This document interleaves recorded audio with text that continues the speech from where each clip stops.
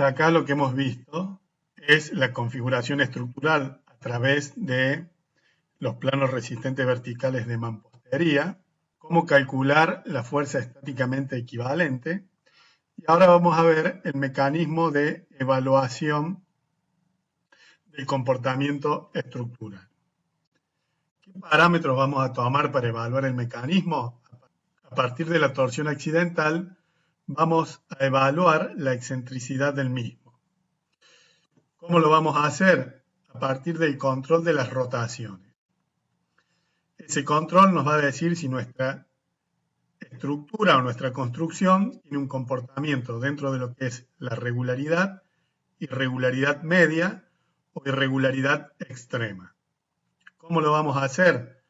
Teniendo en cuenta los desplazamientos relativos de los extremos de la construcción. Cuando nosotros le apliquemos la fuerza horizontal, en este caso en la dirección Y o en la dirección vertical, y el comportamiento sea de este tipo, un comportamiento torsional, vamos a tener los desplazamientos en un extremo de la construcción y desplazamientos en el otro extremo de la construcción. Si estos son muy dispares, nos está indicando que el comportamiento de la estructura es un comportamiento de características torsionales. ¿Cómo lo vamos a evaluar? Tomando este desplazamiento máximo y comparándolos con el desplazamiento promedio.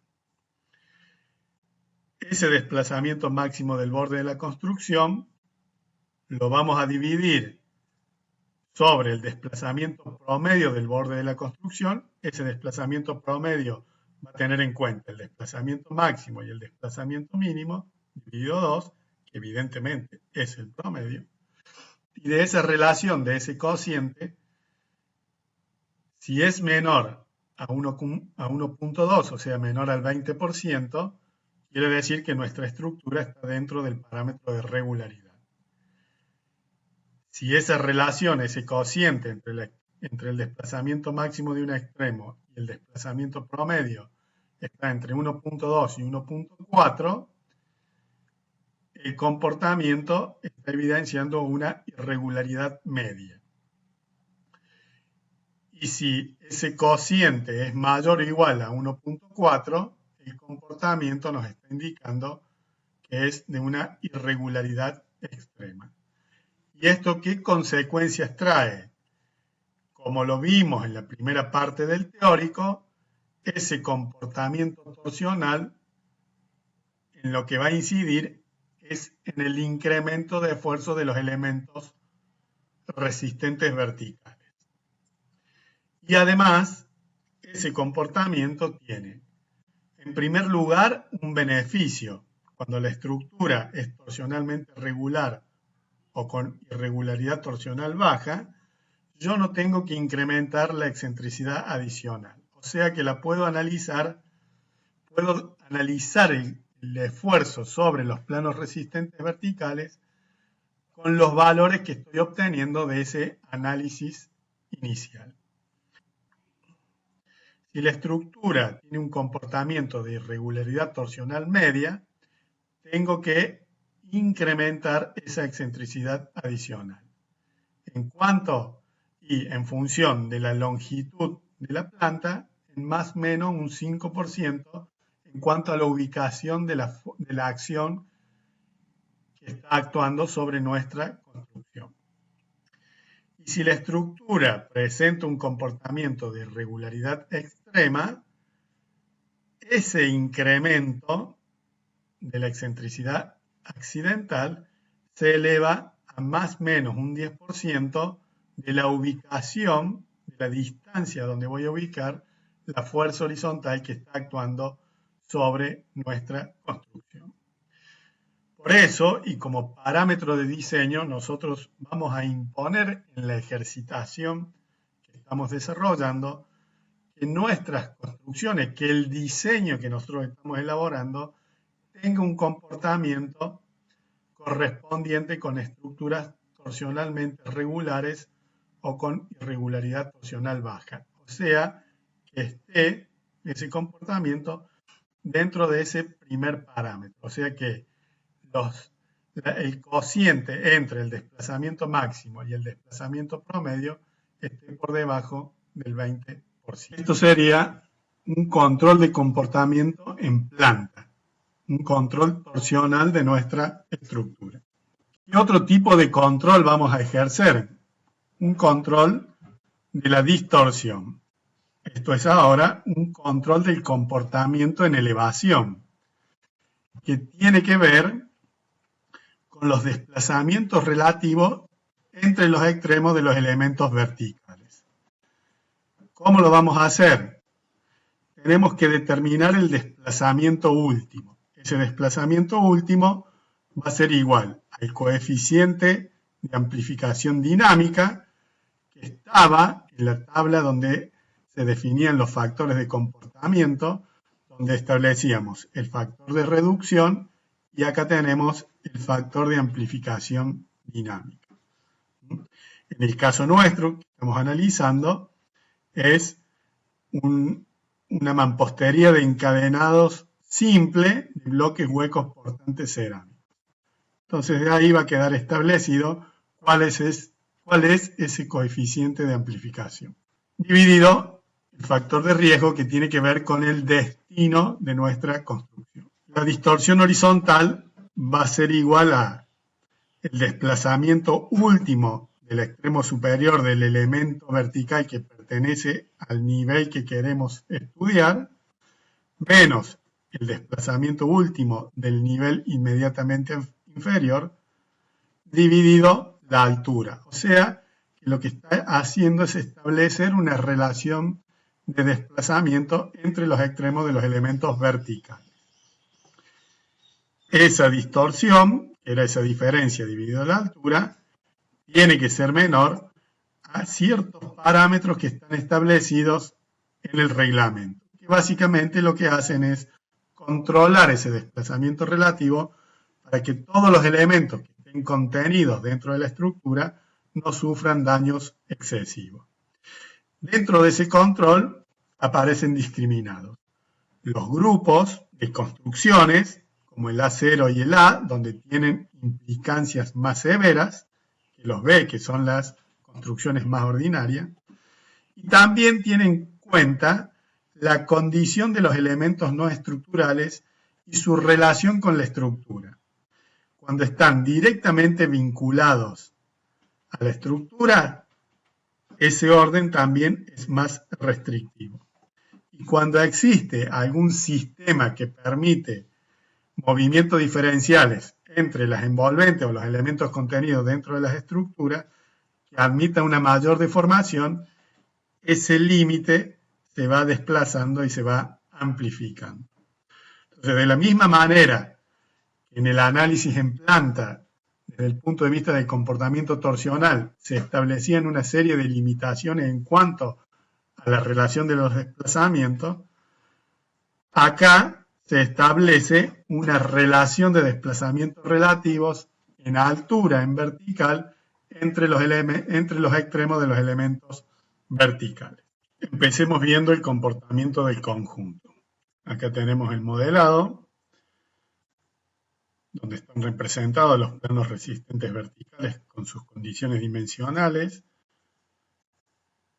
Vamos a ver inicialmente cómo es la configuración, los encadenados que son de hormigón y las bielas con las características que corresponden a las mamposterías sismorresistentes en función de su composición del mampuesto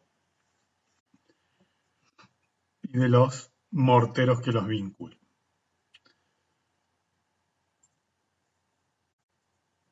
Veamos el estado de carga que tienen estos modelos. Está cargado en la dirección X con los 7,6 toneladas de fuerza horizontal y en la dirección Z con la misma carga. Ya podemos ver por la configuración que tenemos que es en la dirección Z donde vamos a tener un comportamiento torsional importante, ya que tenemos una excentricidad entre la línea donde se producen las reacciones proporcionadas por los planos resistentes verticales y el punto donde hemos aplicado la fuerza horizontal con la que pretendemos ensayar el modelo. Vamos a empezar viendo la deformada del conjunto. Ahí se puede ver claramente cómo tenemos ese efecto torsional con la fuerza aplicada en la dirección Z. Veamos ahora qué pasa en la dirección X. Vemos claramente cómo cambia el comportamiento del conjunto. Solamente tenemos traslaciones cuando la fuerza está aplicada en esta dirección. Eso tiene que ver por la simetría en la distribución de los planos resistentes verticales con respecto a la posición de la fuerza aplicada. Y empecemos a evaluar los desplazamientos que se producen frente a las acciones horizontales para poder determinar cuál es la condición de regularidad y compararla con esas limitaciones que nos imponía el reglamento. Vayamos a la dirección Z, que es la dirección más comprometida. Vamos al sismo en dirección Z. Le vamos a pedir los desplazamientos en los dos extremos del plano superior. Los desplazamientos en Z. Y ahí vemos que esos desplazamientos son bastante diferentes. ¿Qué vamos a hacer ahora con estos desplazamientos? Los vamos a cargar en la planilla de B sub 0, acá donde cargamos las variables para determinar el corte basal y la fuerza sísmica. Tenemos una pestaña que se llama desplazamientos, donde están sintetizadas las variables para determinar la regularidad de la construcción. Eso que analizábamos recién, que tenía que ver con los desplazamientos extremos y su condición en planta y su condición en altura, están sintetizadas acá en esta planilla. Con lo cual vamos a transcribir en centímetros los desplazamientos que corresponden al modelo, 1,92 en un extremo y 0,91 en el otro extremo, y nos va a estar haciendo la evaluación de la regularidad en planta, donde va a estar comparando el desplazamiento máximo dividido el desplazamiento promedio. Para la dirección Z, que es la dirección más comprometida, que es la que venimos analizando, nuestra estructura tiene un comportamiento de irregularidad torsional media. Como habíamos dicho anteriormente, por una cuestión didáctica, nosotros vamos a trabajar el diseño para lograr una irregularidad torsional baja. Veamos una primera alternativa de optimización del mecanismo estructural, para lo cual, utilizando los mismos elementos del diseño original, lo que vamos a hacer es incorporar plano que no cumplía las condiciones de sismo resistencia, dándole el espesor suficiente y la longitud suficiente, y lo vamos a tomar como un plano sismo resistente. Con lo cual, lo que se pretende es que el centro de rigidez que estaba sobre esta línea de los muros, ahora se desplace, se acerque hacia el centro de masa y disminuya la excentricidad y con ello disminuya los desplazamientos relativos tan diferentes que teníamos en la propuesta inicial. Así va a quedar el esquema que vamos a representar en el software de análisis matricial, donde se ha incorporado ese plano resistente para tratar de desplazar el centro de rigidez. Veamos cómo son los resultados. Acá tenemos el modelado de la alternativa original, ahora le hemos incorporado el plano resistente del que veníamos hablando como alternativa para disminuir la excentricidad entre el centro de masa y la resultante de las reacciones, sobre todo en la dirección Z, que es a donde tenemos el mayor inconveniente. Podemos ver la materialidad de la propuesta, el estado de carga para las cargas en Z, que es la dirección que nos interesa. Y rápidamente podemos ver para esa dirección, para el análisis en la dirección Z, cuáles son los desplazamientos que vamos a tener en esa dirección. Evidentemente los desplazamientos se han reducido, pero la diferencia relativa entre los mismos no parece muy importante. Veamos qué sucede cuando transcribimos esos valores. Vemos el resultado que, si bien han disminuido los valores absolutos de desplazamiento, los desplazamientos relativos entre los extremos de la planta sigue dando una condición de irregularidad torsional media. Si bien hemos agregado un plano resistente y hemos disminuido un poco el brazo de palanca que existe entre el centro de masa y el centro de rigidez, no alcanza para disminuir el efecto torsional sobre nuestra estructura.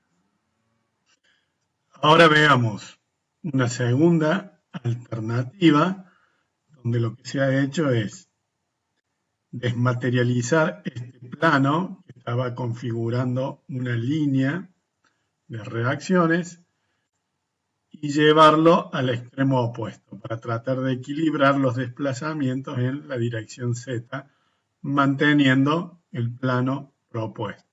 Esta sería una nueva alternativa que vamos a analizar para ver si logramos mejorar el comportamiento desde el punto de vista torsional. Vamos al software de análisis matricial.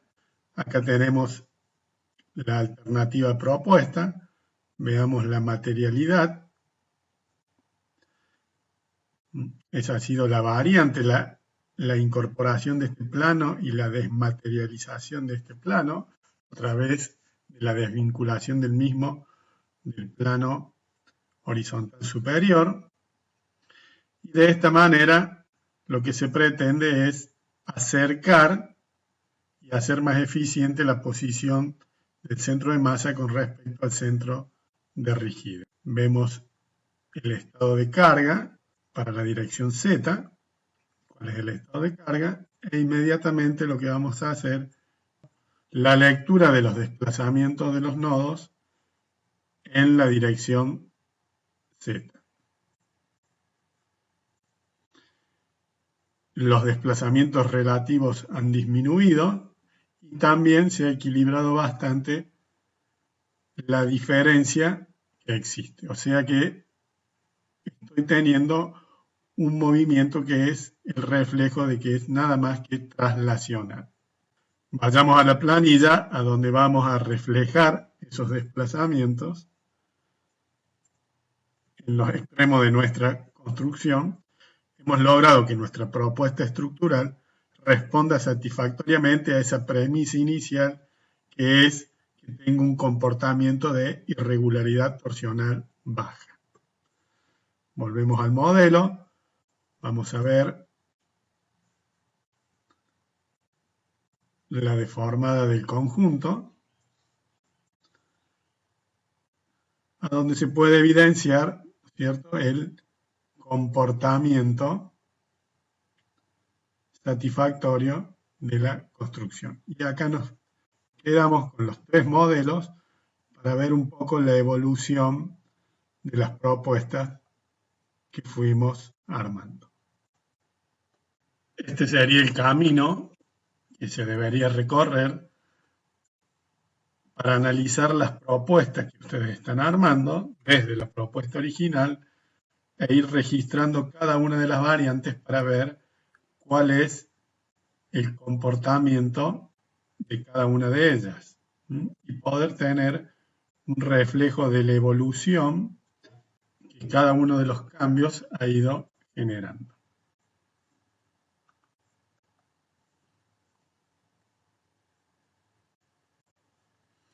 Y de esa manera poder comparar las diferentes alternativas y la eficiencia de cada uno de esos cambios que ustedes van a ir proponiendo hasta lograr optimizar la estructura desde el punto de vista que estamos planteando en esta ejercitación.